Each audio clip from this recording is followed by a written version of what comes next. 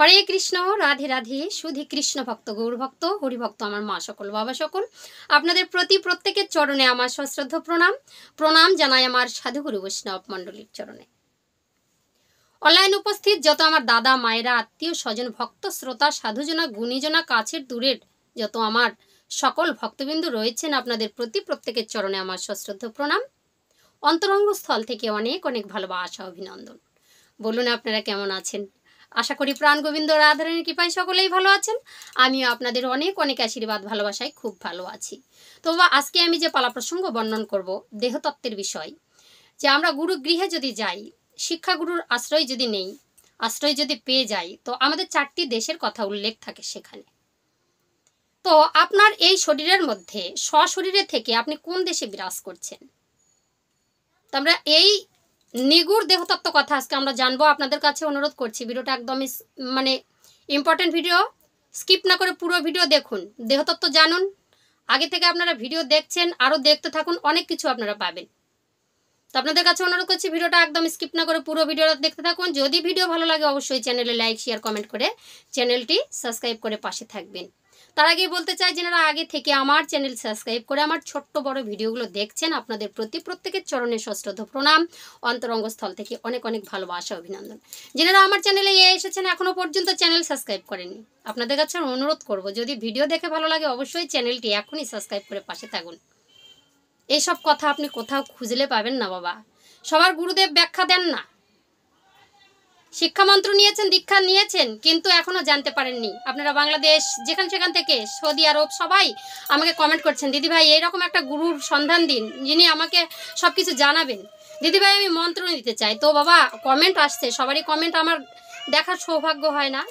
আমিও মোটামুটি একটা কাজের মধ্যে থাকি, নানা রকমের কাজ নিয়ে আমি সবারই কমেন্ট দেখতে পাচ্ছি না। আপনাদের কাছে ক্ষমা প্রার্থী। অনেক দাদা ভাই মায়েরা বাবারা বলেছেন আমরা একটা গুরু ধরবো, আমরা একটা গুরু নেব, এখনও বলতেই আছেন। তো আপনাদের কাছে বলবো, আবার কেউ বলেছেন শিক্ষা গুরু আমাদের পেয়ে গেছে, তো আবার নিতে চাই, দরকার নেই। আপনি ভিডিও দেখতে থাকুন। গুরু আশ্রয় অবশ্যই নেবেন। গুরু ছাড়া গোবিন্দ ভজে সেই জন্য নরকে পচে, এটা হচ্ছে সাধকের কথা, অবশ্যই মেনে চলতে হবে। কিন্তু যদি না পান আপনারা এরকম তত্ত্ব, তাহলে অবশ্যই চ্যানেলটি সাবস্ক্রাইব করে পাশে থাকুন। আজকে আমরা জানবো সেই দেশের কথা, যেই দেশের কথা আমরা নিজের স্বশরীরে থেকেও জানতে পারছি না আমরা কোন দেশে বিরাজ করছি। তো চলুন আমরা আজকে ভিডিওতে প্রবেশ করি। ওম অখণ্ডমণ্ডলাকারং ব্যক্তং যেন চরাচরম তৎপদং দর্শিতং যেন তস্মাৎ শ্রী গুরুবে নমঃ। ওম অজ্ঞানতিমিরান্ধস্য জ্ঞানাঞ্জন শলাকয়া চক্ষুরুন্মিলিতং যেন তস্মাৎ শ্রী গুরুবে নমঃ। গুরু কৃপা হি কেবলম, গুরু কৃপা হি কেবলম, গুরু কৃপা হি কেবলম। জয় গুরু। তো বাবা, এই যে সাধন ভজন, একজন বাবা বলেছেন যে সাধন ভজন কাকে বলে, এরকম ভিডিও আমি দিয়েছি, আপনারা একটু দেখে নেবেন। তো যাবেন আপনার গুরুর চরণ, জানবেন অবশ্যই সাধন ভজন। তো গুরু অবশ্যই ধরতে হয়, সব কথা শুনে জেনে বা বই পড়ে হয় না। গুরুর মুখাশ্রিত বাণীকে যদি আমরা অনুসরণ করে চলি, আমরা সব কিছু জানতে পারবো, এটাই আমি বলতে চাই। তো যাই হোক, তো প্রথমে আমরা জানবো এই যে জন্মাষ্টমী তিথিটা আসছে, শ্রীকৃষ্ণের নামটা কে জানলো আগে? ভগবান শ্রীকৃষ্ণ যে এলেন তার তত্ত্বটা আমাদেরকে জানতে হবে আগে, যার জন্য এত আমাদের ঘটা করে সাধন ভজন নানা রকমের যে দেহের মধ্যেই কিন্তু বিরাজ করছে। তো এই শ্রীকৃষ্ণ নামটা কে আনলো? তো কৃষ্ণ জন্মবার আগেই গর্গমুনি ধ্যানেতে জেনেছে। তো এটা 78 শতনাম, জন্মের পরে যে ভগবান শ্রীকৃষ্ণের 108টা নাম দেওয়া হলো, তো সেখানে আছে অনন্ত রাখিল নাম অন্ত না পাইয়া, কৃষ্ণ নাম রাখেন গর্গ ধ্যানেতে জানিয়া। শ্রীকৃষ্ণ আগে গর্গমুনি আগে জেনেছিলেন যে বিশ্ব ব্রহ্মাণ্ডের ভগবান কৃষ্ণ নাম ধরে এই পৃথিবীর বুকে অবতীর্ণ হবেন। গর্গমুনি এই নামটা দিয়েছিলেন। তো এই যে বৃন্দাবন বা ব্রজের লীলা আমরা আগে কিন্তু জানতে পারি। তো গৌর হরি এসেছিলেন 500 বছর আগে, গৌর হরি এসে সবগুলো এগুলো লীলা কিন্তু আমাদেরকে জানিয়েছেন। কোনটা বৃন্দাবন, কোথায় রাধারানী ছিল, কোথায় প্রাণগোবিন্দ ছিল, এগুলো আমাদের শরীরের মধ্যেই আছে, কিন্তু এটা গৌর হরি আমাদেরকে জেনেছিলেন। গৌরাঙ্গের 4টা নাম আছে, এগুলো আপনাদের কাছে এখনই আমি প্রকাশ করছি। তো বলছে শ্রীকৃষ্ণের তাহলে দীক্ষাগুরুকে, শ্রীকৃষ্ণের দীক্ষাগুরুর নাম কি? তিনিও গুরু ধরেছিলেন, তার জন্য আমাদেরকেও ধরতে হয়। শ্রীকৃষ্ণের দীক্ষা গুরুর নাম হচ্ছে উপমন্যু। শ্রীকৃষ্ণের শিক্ষাগুরুকে আপনারা সবাই জানেন, সবাই দেখেছেন। কৃষ্ণ সুদামা পড়েছিলেন, শ্রীকৃষ্ণ বলরাম সেখানে গিয়েছিলেন, মস্তক মুন্ডন করে গুরুগৃহে আশ্রয় নিয়েছিলেন, গুরুর শিক্ষা গ্রহণ করেছিলেন। সে আর কে? সে হচ্ছে অবন্তী নগরে সেই সন্দীপনমুনি, তিনি হচ্ছে শ্রীকৃষ্ণের শিক্ষাগুরু। তাহলে আমরা দুজন গুরুর কথা জানলাম, আর একজনা গুরু আছে, প্রেমের গুরু কল্পতরু, সেই রাধারানী। প্রেমের গুরু ভগবান শ্রীকৃষ্ণের হচ্ছে রাধারানী, কিন্তু যার কাছে এবার হচ্ছে সন্দীপন গুরুর কাছে তো এই কৃষ্ণ আর বলরাম 64 বিদ্যা কিন্তু শিখেছিলেন। 64 বিদ্যা, আমরা বলি না 64 মাত্রা হেন তেন, এগুলো কিন্তু সব দেহঘরের কাজ, এগুলো আমাদের শরীরের মধ্যেই কিন্তু আছে। তো বলছে গীতাতে ভগবান কি বলেছে? গীতাতে আরও একটা কথা বলেছেন, গীতাকেও গুরু রূপে জেনেছেন ভগবান শ্রীকৃষ্ণ নিজে বলেছেন। তাহলে শ্রীকৃষ্ণের গুরু হচ্ছে 4 জন আমরা এখানে প্রকাশ পেলাম। একটা হচ্ছে শিক্ষাগুরু, একটা দীক্ষাগুরু, আর একটা হচ্ছে প্রেমের গুরু, আর একটা গুরু আছে গীতাতে। যখন গীতা মাহাত্ম্যে ভগবান শ্রীকৃষ্ণ অর্জুনকে প্রবাদ দিয়েছিল, হে কেশব, গীতায় আমার ধ্যান, গীতায় আমার জ্ঞান, গীতায় আমার গৃহ, গীতা আশ্রয়ে আমি থাকি, গীতায় আমার গুরু, গীতা জ্ঞান আশ্রয় করি আমি ত্রিজগৎ পালন করি, গীতা আমার ব্রহ্মরূপা স্বরূপিণী। গীতার 18টা নাম শ্রবণ করো, যেই নাম শ্রবণ করলে কি বলছে, ইহজগৎ থেকে পরজগতে আমরা চলে যেতে পারবো, অন্তিমে পরম পথ লাভ করতে পারবো। এবার হচ্ছে গঙ্গা, গীতা, সাবিত্রী, সীতা, সত্যা, পতিব্রতা, ব্রহ্মবলী, ব্রহ্মবিদ্যা, ত্রিসন্ধ্যা, মুক্তিগেহিনী, অর্থমাত্রা, চিতানন্দা, ববক, নিভ্রান্তি নাশিনী, বেদত্রয়ী, তথার্থ জ্ঞানমঞ্জুরি, বেদত্রয়ী, পরানন্দা, তথার্থ জ্ঞানমঞ্জুরি। এই যে 18টা গীতার নাম আপনারা জেনেছেন, এতদিন আপনারা জেনেছেন, এটা হচ্ছে অষ্টাদশ পুরাণেষু, মানে 18টা পুরাণের নাম। ভগবান শ্রীকৃষ্ণ 18টা পুরাণের নাম বর্ণনা করেছেন, কিন্তু এগুলো হচ্ছে 18টা নারী, মেয়ে মানুষের নাম উল্লেখ করেছেন।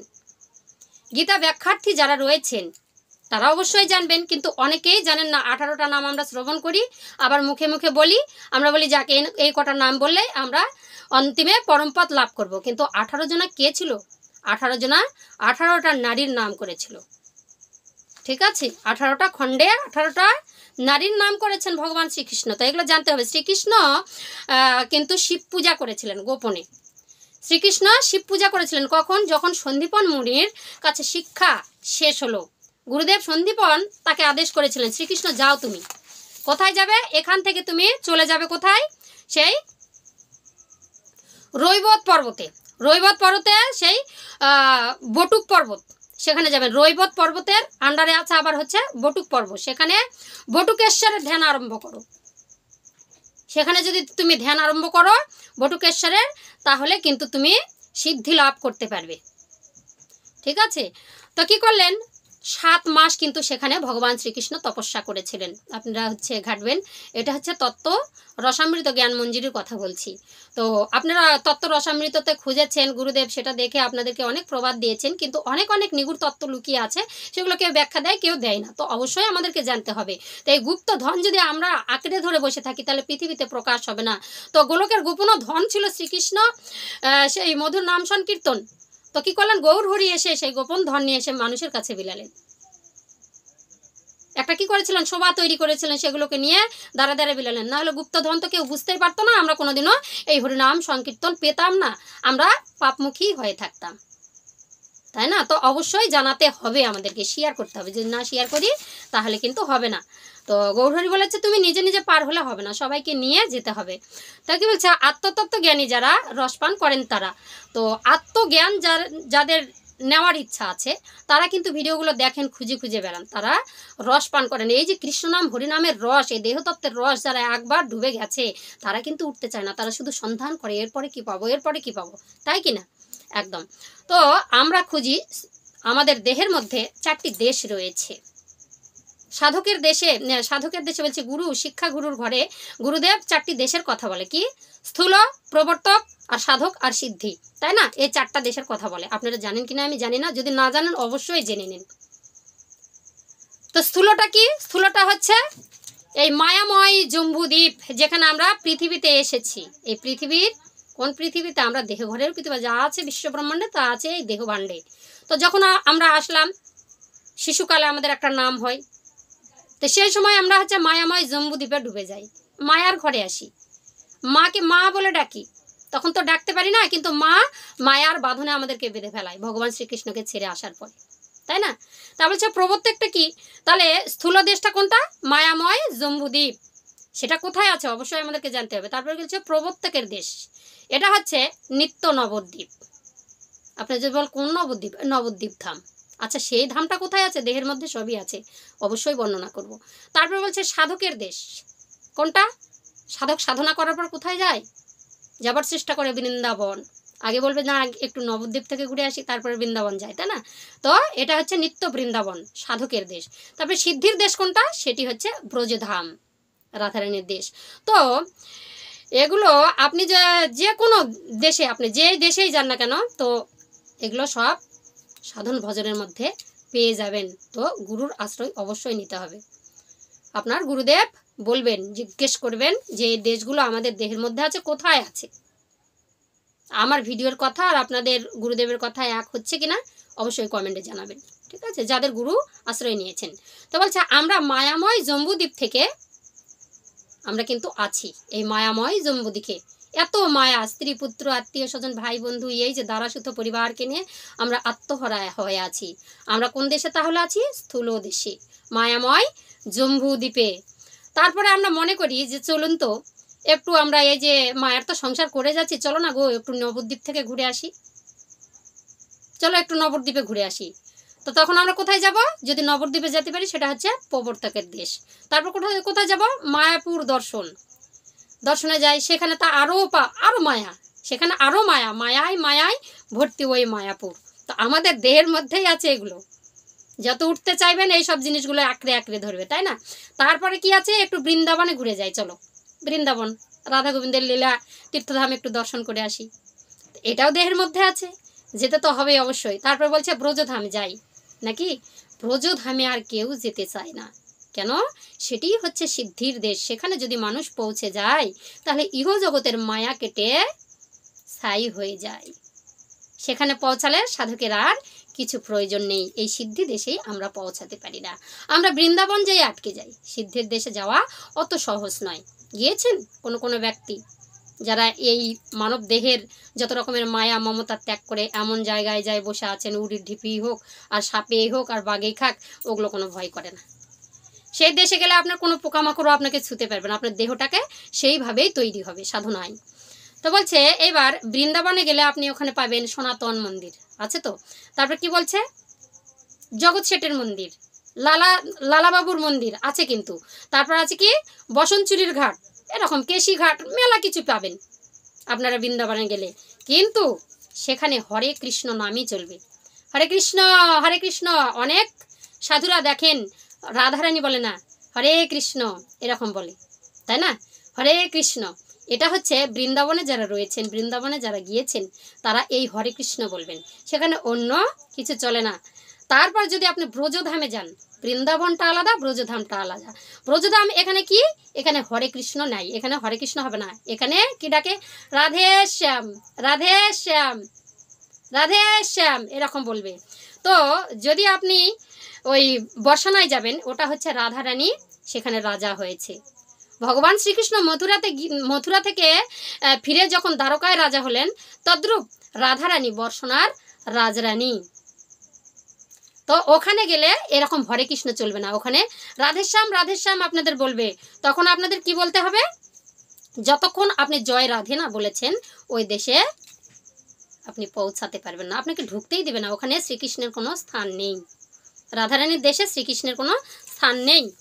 তো রাস্তা আটকে ধরবে না, আগে জয় রাধে যতক্ষণ বলেননি। আপনারা কি জানেন? যদি যাবেন তাহলে সবাইকে ওই বর্ষানিতে ঢুকতে দেবে না, যদি জয় রাধে না বলেন। ওরা রাধেশ্যাম বলেই যাবে আপনার মনের কথাটা, আপনি কোন দেশে আছেন ওটা বের করে নেবে। আপনার সাধনা কত দূর পৌঁছালো, আপনার গুরু কি শিখালো জানতে হবে অবশ্যই। তো এই হচ্ছে ঘটনা। তো সেখানে কৃষ্ণ নাম বাবা চলে না, জয় রাধে বলতে হবে, জেনে নিন। তারপর বলছে সব কিছু এই দেহের মধ্যেই রয়েছে। তো জম্বুদ্বীপটা আমাদের দেহের মধ্যে কোথায় আছে? জম্বুদ্বীপটা হচ্ছে আমাদের দেহের মধ্যে রয়েছে, সেটি হচ্ছে গুজ্জমূল থেকে নাভিমূল পর্যন্ত, গুজ্জমূল থেকে নাভিমূল, গুজ্জমূল থেকে নাভিমূল, এই জায়গাটা আমাদের জম্বুদ্বীপ, ঠিক আছে। তারপর হচ্ছে তোমার নিত্য নবদ্বীপ মানে প্রবর্তকের দেশ, সেটা কোথায় আছে? নাভিমূল থেকে কণ্ঠদেশ, নাভিমূল থেকে কণ্ঠদেশ। তাহলে আমাদের জম্বুদ্বীপ মায়াময় জম্বুদ্বীপ কোথায়? গুজ্জমূল থেকে নাভিমূল, এটা হচ্ছে স্থূলদেশ মায়াময় জম্বুদ্বীপ। তারপর হচ্ছে আমাদের প্রবর্তকের দেশ, যেটাকে নিত্য নবদ্বীপ বলা হয়, সেটা কোথায়? নাভিমূল থেকে কণ্ঠদেশ। তারপর হচ্ছে কণ্ঠদেশ থেকে আজ্ঞাচক্র পর্যন্ত আমাদের নিত্য বৃন্দাবন, কণ্ঠদেশ থেকে আজ্ঞাচক্র, এই জায়গাটা আমাদের নিত্য বৃন্দাবন ধাম। তারপর বলছে আজ্ঞাচক্র হইতে ব্রহ্মারন্ধ, আজ্ঞাচক্র হইতে ব্রহ্মারন্ধ, এই জায়গাটা হচ্ছে আমাদের বলছে ব্রজধাম বা সিদ্ধির দেশ। জানতে পারলাম আমরা সব কিছু এই দেহের মধ্যে রয়েছে, জম্বুদ্বীপ, নিত্য নবদ্বীপ, নিত্য বৃন্দাবন ধাম আর সিদ্ধির দেশ, এগুলো সব আমাদের দেহের মধ্যে। আপনারা জেনে নিলেন, এই তত্ত্ব কেউ হয়তো দেবে না, গুরুদেবেরাও বলতে চান না, কিন্তু খুব কষ্ট করে ম্যানেজ করতে হয়। তা আপনারা জেনে নিলেন, এত সুন্দর কথা কোথাও খুঁজলে মাটি খুললে পাবেন না বাবা, এগুলো সাধুর সঙ্গ না করলে হয় না, এগুলো পেতে হয়। তো কি বলছে? গুজ্জমূল থেকে পায়ের তলা পর্যন্ত, এটি হচ্ছে সপ্ত পাতাল। গুজ্জমূল থেকে পায়ের তলা পর্যন্ত আমাদের দেহের মধ্যে সব কিছু আছে। আমাদের দেহের মধ্যে স্বর্গের যত দেবতা আছে, ইন্দ্র বরুণ যা কিছু দেখছেন সব কিছু আমাদের দেহের মধ্যে আছে। গণেশজি কোথায় কে আছে, সব কিছু আছে, আপনারা অবশ্যই পেয়ে যাবেন এর পরের ভিডিওতে। তো আজকে আমাদের এই স্থূল দেশের কথা, এই যে আমাদের এই যে সাধকের দেশগুলোর কথা আমি কিন্তু আপনাদের কাছে বর্ণনা করলাম। তো আমরা বাবা এই দেহের মধ্যে খুঁজিনি, সারা জনম খুঁজে চলেছি। এখন মায়াময় সংসার থেকে হে চলো না একটু নবদ্বীপ যাই, বৃন্দাবন যাই, চারিদিকে খুঁজে বেড়াচ্ছি, খইয়ের মতো উকুন বাছার মতো খুঁজছে, কিন্তু কোথাও শান্তি মিলছে না। আমাদের দেহের মধ্যেই যে সব কিছু আছে আমরা তা জানি না, এই জন্যই গুরুর প্রয়োজন আছে, এই জন্যই গুরু ধরার প্রয়োজন আছে। সব কিছু দেবতা সব কিছু আমাদের দেহের মধ্যে বলছে। তো নদিয়ার গোড়া ছোটবেলায় কি নাম দিয়েছিল, সেখানে একটা টিম তৈরি করেছিল। তারা কি করতো? পাণ্ডিত্য করতো। নিমাই পণ্ডিত বলে সবাই চিনে নদিয়ার গোড়াকে। শিশুকালে একটা পাণ্ডিত্য দিয়ে বেড়াতো। আপনি যদি যান যে পণ্ডিতদের কাছে গিয়ে এগুলো জানবেন, আপনাদের জীবনেও বলবে না, এই নিগুড় তত্ত্ব কেউ আপনাকে দেবে না, বলবে কি এটা হাতের কাঁচা কলা দিয়ে দেবো, দেবে না। তো নিমাই যখন পণ্ডিত ছিল তখন ওদের একটা ভেট ছিল, একটা ভেট তৈরি করেছিল। তারপরে যখন একটু মন্ত্রের দিকে নিল, একটু মন্ত্র নিল, তখন কি হলো? গৌরাঙ্গ, গোরাচাঁদ নাম হয়ে গেল। তো প্রথমে নিমাই যখন পণ্ডিত ছিল, পণ্ডিতের দেশে, তখন স্থূল দেশে ছিল। এবার গৌরাঙ্গ যখন হয়ে গেল, গৌরাঙ্গ মহাপ্রভু, তখন কিন্তু হয়ে গেল প্রবর্তকের দেশ, ঠিক আছে। তো জম্বুদ্বীপ থেকে নবদ্বীপে ধামে তখন পৌঁছে গেল। আর তারপর কি আছে তো জম্বুদ্বীপ, তারপর নবদ্বীপ ধাম, এগুলো আছে তো, মায়াপুর নবদ্বীপ যাবেন নদিয়াতে। তারপর কি বলছে? তারপর যখন চৈতন্য মহাপ্রভু হলো তখন সাধকের দেশে পৌঁছে গেল চৈতন্য মহাপ্রভু। আজ্ঞাচক্রের মধ্যে যখন মানুষ পৌঁছে যায় তখন সাধকের দেশে পৌঁছে যায়। তখন আপনি চোখটা বন্ধ করলে চারিদিকে দেখতে পাবেন সব কিছু, মানে আজ্ঞাচক্রে মন যদি স্থির হয়ে যায় সব কিছু আপনারা বলতে পারবেন, সব কিছু জানতে পারবেন। প্রভু আমার তখন সব কিছু জেনেছিলেন। তারপরে প্রভু কি করলো? চৈতন্য হয়ে গেল, চৈতন্য নিয়ে নিলেন। তখন কি হলো? প্রভু কি হলো? সিদ্ধির দেশে যখন পৌঁছে গেলেন তখন শ্রীকৃষ্ণ চৈতন্য মহাপ্রভু নামে খ্যাত হলেন। চারটা নাম প্রভুর, প্রথমে নিমাই, তারপরে গোরাচাঁদ, তারপরে হলো আমাদের মহাপ্রভু, তারপরে হলো শ্রী চৈতন্য শ্রীকৃষ্ণ চৈতন্য মহাপ্রভু হলেন। এই যে চারটি দেশ আমাদের প্রত্যেকটা দেহে ভাণ্ডের মধ্যেই আছেন। এই গোরাচাঁদের কোথায় কোথায় অবস্থান আমি দেখে দিলাম একটু আগে, স্থূল কোথায়, প্রবর্তক কোথায়, সাধক কোথায়, সিদ্ধি কোথায়। তো এগুলো জিনিস আপনারা কিন্তু কোথাও পাবেন না, যার জন্যে গুরুর আশ্রয় নেওয়ার আছে। আর এইরকম ভিডিও কিন্তু আপনারা দেখেন, মানুষ বদলায় বাবা। আমরা শিশুকালে একরকম থাকি, যৌবনকালে আর একরকম থাকি, আবার যখন প্রাপ্তবয়স্ক হব, বিবাহ হবে, সংসার জীবনে পদার্পণ করব, তখন একরকম থাকি, বৃদ্ধকালে একরকম থাকি। বলে না স্বভাব যায় না ধুলে, কয়লা যায় না ধুলে, আর স্বভাব যায় না মরলে। স্বভাব আপনি যতদিন আপনার স্বভাবে আছেন, আপনার স্বভাবে যতদিন আছেন, যতদিন আপনার গুরু জ্ঞান আসেনি, তাহলে আপনার শরীরে কিছুই হলো না। আপনি যখনই গুরু জ্ঞান লাভ করবেন, গুরুর আশ্রয় নেবেন, গুরুকে আত্মনিবেদন করে দেবেন, তখন কিন্তু আপনার আর চিন্তা ভাবনা কিছু থাকবে না। আপনার এই স্বভাবকে আগে ত্যাগ করতে হবে। এই স্বভাবটাকে ত্যাগ করে অভ্যাসে পরিণত করতে হবে, গুরুর আশ্রয় নিয়ে গুরু কর্ম করা। তাহলেই আপনারা সেই দেশগুলোকে আপনারা চিনতে পারবেন, আসতে পারবেন। তো বলছে জনগণের নেতা হলে তাকে জনগণ বলা হয় বা জনগণের নেতা বলা হয়। যদি গুরুভাব উদয় হয় তাহলে তাকে বলা হয় অসাধারণ। আগে থাকবেন জনগণ, তারপরে হয়ে যাবেন অসাধারণ। আবার বলছে গুরুভাবে যদি ভাবান্বিত হয়ে যদি বলতে পারেন, আপনি যদি হয়ে যেতে পারেন তাহলে হবেন মহামানব। জনগণ অসাধারণ, মহামানব, তার থেকে বেশি যদি কর্ম করতে পারেন তাহলে হয়ে যাবেন আপনি দেবতা। দেবর্ষি নারদ তিনি কিন্তু মানুষ, তিনি তার সাধনায় সিদ্ধি লাভ করে দেবতা এবং মানুষের মধ্যে কানেকশন করতে ত্রিভুবন ঘোরার শক্তি পেলেন। তাই তাকে কি বলা হয়? দেব ঋষি। নারদমণিকে দেব ঋষি বলা হয়, ঋষিও ছিলেন আবার দেবতাও বলা হচ্ছে। এই জন্যই বলছে আশ্রয়ের প্রয়োজন আছে। আশ্রয় না করে গুরু গোবিন্দ ভজলে কোনোদিনও হয় না। যে ভজন আপনি আশ্রয় না ছাড়া করবেন, আপনার কাছ থেকে যে শুনবে, আপনি যে করবেন আপনিও পাপি, আপনার কাছ থেকে যে শ্রবণ করে সেটা বিলাই বেড়াবে সেও পাপি। যত সবাই তার সবাই আসবে সবাই পাপি। যেমন গুরু ধরলেই কিন্তু সেখান থেকে উদ্ধার হওয়া যায়। গুরুরূপী ভগবানের পৃথিবীর মধ্যে নেমে এসেছেন। জীবেরও নিস্তারও লাগি নন্দসুত হরি ভুবনে প্রকাশ হলেন গুরুরূপ ধরি। গুরুকে বিশ্বাস করে যদি এগিয়ে যেতে পারি, আমাদের স্বভাবকে আমরা পরিবর্তন করতে পারি। মানুষই পারে, মানুষ সব কিছু পারে। মানুষের স্বভাব যখন যাবে, এ দেহের অভাব চলে যাবে বাবা, অভাব দূরীভূত হবে। যজ্ঞের আগুন যখন জ্বলে যায়, কত রকমের পিপিলিকা, কত রকমের সবাই এসে ঝাঁপিয়ে ঝাঁপিয়ে পড়ে, তাই না? তারা উদ্ধার হয়ে যায়। তো সেই রকম গুরুকে একটা যজ্ঞকুণ্ড ভাবতে পারেন। সবাই যত ধেয়ে যাব তত আমরা সবাই উদ্ধার হয়ে যেতে পারবো। জয় জয় নিতাই গৌর সীতানাথ প্রেমানন্দে হরি হরি বল। জয় জয় রাধা গোবিন্দ প্রেমানন্দে হরি হরি বল। জয় গুরু জয় গুরু জয় গুরু। আজকে আপনারা জানলেন এই যে আমাদের 4 দেশের কথা, অবশ্যই জানার প্রয়োজন আছে। ঠিক আছে, ভিডিও দেখতে থাকুন। আরও নতুন ভিডিও নিয়ে আপনাদের সঙ্গে পরে আবার দেখা হচ্ছে। জয় গুরু, ভালো থাকবেন, সুস্থ থাকবেন।